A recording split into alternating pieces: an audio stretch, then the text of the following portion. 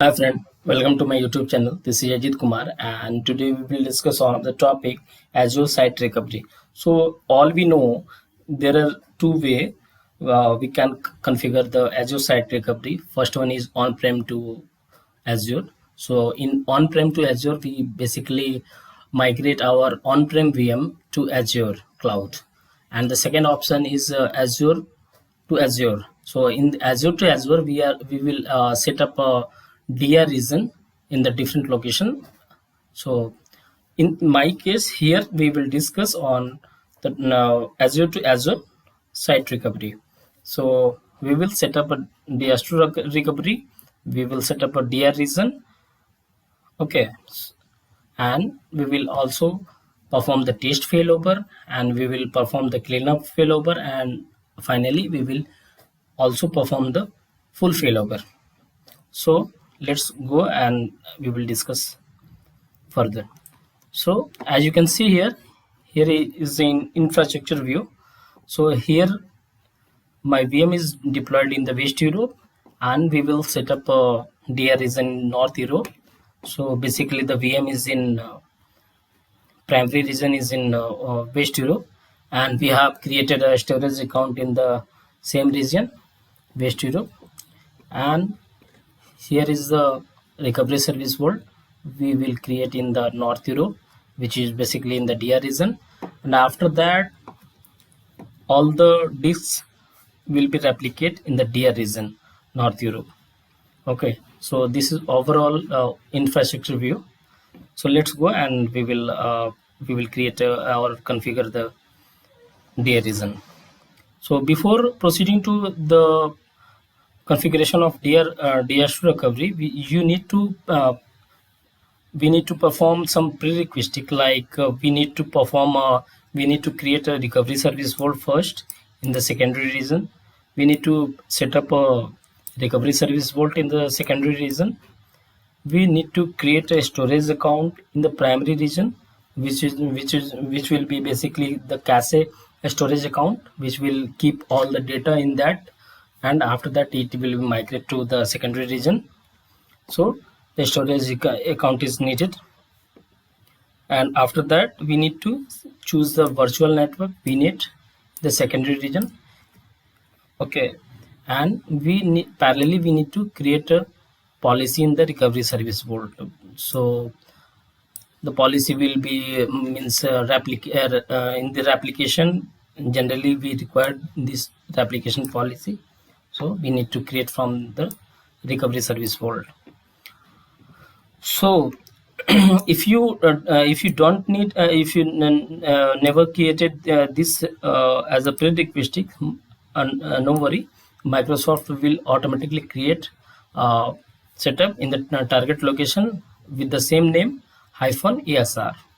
Okay, so in my case I have already created a prerequisites so that the replication or the DR should be available in our defined location. Okay, so after that you need to perform some whitelisting. If you are using any firewall, physical firewall like Palo Alto or anything, so you need to whitelist some URL. So as you can see here, these are the URL you need to whitelist. Okay, and some of the service tags you need to whitelist from the NSG. So I have already done that. So let's so finally I'm proceeding to set up a disaster recovery for that virtual machine. So first of all you have to go on the virtual machine. Once you go to the virtual machine, go to the drop down menu, you will get the option disaster recovery in the operation. Just click on that disaster recovery. Once you click that, after that you will get this page where your target location will be available. So as you can see here in that green mark, there is a DR location available. So if you want to locate your DR is in different location, you can select from the here from the drop down and choose that and proceed to advanced setting. Once you click on that advanced setting, in my case I am choosing the North Europe, okay, and the primary region is my West Europe. So once you click on the advanced setting, you will get this page. Okay, here you need to mention all the details like the subscription. So in my case I will choose the same subscription, whereas the resource group should be different since I have created as a prerequisites. So the virtual network, here you need to mention the virtual network for the target location. So I have already defined virtual network available in my target location in the DR region. So I have selected that, and after that you need to select the availability set. If any VM is available in if the primary VM is in availability set, you just need to select the availability set. Otherwise, if the VM is not in the availability set, you can proceed with the single instances. So in my case I am selecting the single instances, and after that proceeding for the storage setting and the replication setting.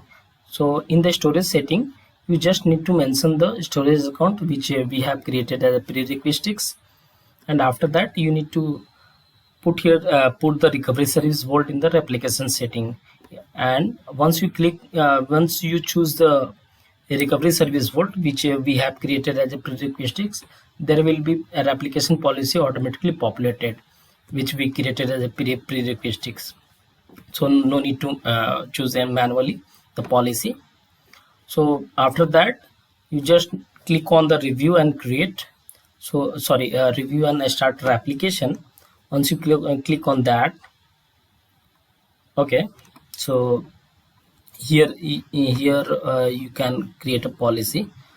So if you never created a recovery service vault policy, just go to the recovery service vault and click on the site recovery infrastructure, and there will be an option. So you just need to click that and create a policy. So I have provided here the screenshot for a difference. So so here all the details I have already provided. So proceeding for the next, so proceed for the review and replication, start replication, and you will get the summary page where your source and target location will be available. You just need to validate all the settings are proper and correct, and after that you just click on the start replication. Once you click on the start replication, the job will be appear on the right side of the notification bar. Okay, so it will start within a 5 to 10 minutes. So after that you just go to that recovery service vault and the replicated item. There you will get a job available. So in the status bar there will be an option like will start from 0%, it will increase to 100%, and after that it will be get an option status protected once all the replication will be completed. So here you will get the VM name and the health, and the status will be protected. Once the job will be completed successfully, the synchronization will be completed successfully, you will get the status protected. So here the application is completed successfully. So first part, we need to perform the test failover. Okay, so we always Azure is Microsoft is always recommending to perform the test failover first. So because if you perform the failover directly, and if any issue got happen on the DR location, there will be some cause, there will be some issue. So better we can perform the test failover first, and after that we can perform the full failover. It means the failover which will be cause the full failover. So in my case I will perform test failover first, and then after we can perform the failover. So for the test failover, you just need to go to that primary VM, which is available in my case in the West Europe. I will shut down that VM. So I have already shut down that VM, and after that you just go to that VM, and in the operation column there will be a disaster recovery. Go to that disaster recovery, and once you click on the disaster recovery, you will get this page. Since the application is already completed, so you will get this page. So from here you will get the latest recovery point. Okay, so if you go to the properties, you will get all the details like all the component like the target vnet and the target location. All the details you will get from here from the properties. So for that, to proceed for the test failover, just click on the test failover. Okay, so once you click on the test failover, you will get this prompt. So here you need to choose the recovery point. So basically you will get this 4 recovery point available. So better you can proceed with this app consistent.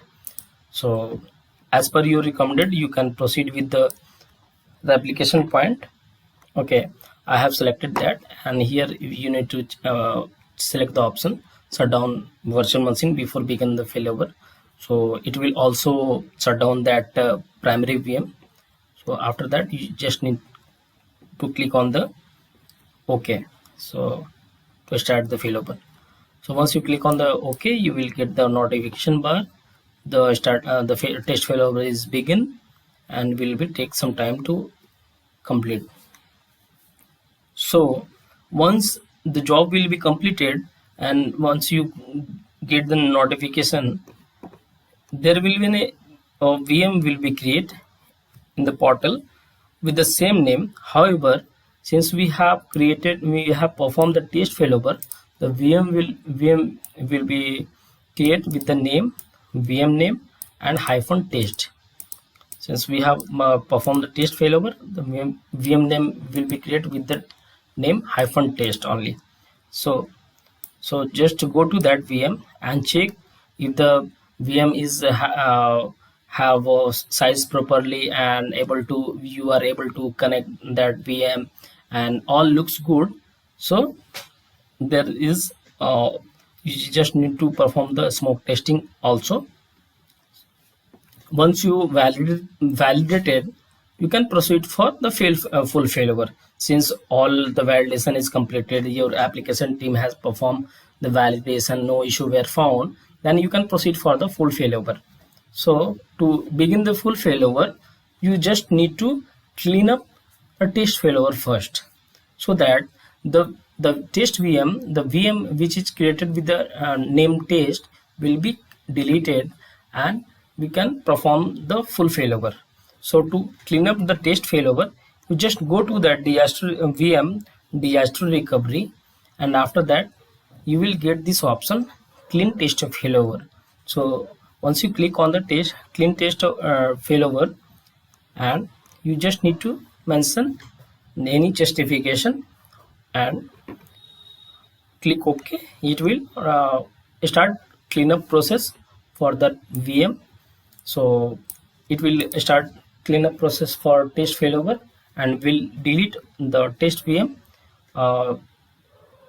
which is created in the DI region. So once the cleanup is completed, you can proceed for the full failover, which is basically failover. For that, you also need to, so for failover we have to perform the same activity as we perform in the test failover. So for that, first of all, we need to shut down the primary region VM, and after that go to that VM disaster recovery. So you will get this page, and here you need to go to the failover option, Okay, since we have already performed the test failover, we are now proceeding for the failover. So just click on the failover option. So here you have to mention the same thing, means the same recovery point which we have performed in the test failover. And after that you just need to select this option, shut down machine before begin the failover, and click OK. Once you click on the OK, you will get the notification that the failover is begin and will complete after some time. Okay, so once the you will get the option, you will get the notification the failover is completed. Just go to that VM and but here in the failover you will get the exact name available in the DR region. So you just go to that VM and validate all the details like the VNet. You are able to connect that VM, and you can perform the application smoke testing and all this thing you can check from the DR region. So once you once you validated all the items in the DR region, you just go to that commit part, so that if whenever you will once you validated with the failed over VM, select the commit overview page to finish the failover. Okay, so just again you need to go to that VM and go to the disaster recovery. You will get this page, and here you need to click on the commit. If you select the commit to confirm, it will delete all the available recovery point available. So basically what will be happen here, you can see here the latest recovery point is available. So once we commit that, all the latest recovery point will be deleted. So you won't be able to change the recovery again. So we have already committed the failover, and after the failover you just need to reprotect the VM in the secondary region, so that whenever you will be fill back that VM from secondary to primary, it will be work. So once the committed is completed, you just need to go to that reprotected item. So here you need to select on the reprotect, and after that you will get this option. So just click on the OK, and reprotection will be start. Okay, so you will get this option, reprotecting virtual machine, and the job will be completed within a minute. So once the reprotection is completed, the synchronization will be happen. Like if you want to later you want to fill back from secondary region to primary region, it will be work. So hope this video is really helpful to you. So this is all about how we can set up a disaster recovery in Azure, and how we can perform the failover, test failover, and we can clean up the failover. So this is all about disaster recovery in Azure Site Recovery. So hope this video is really helpful to you. So please subscribe my channel and like this video, and comment in the description if you want any question regarding Azure Site Recovery. Yeah, I will be happy to answer that. Thank you so much.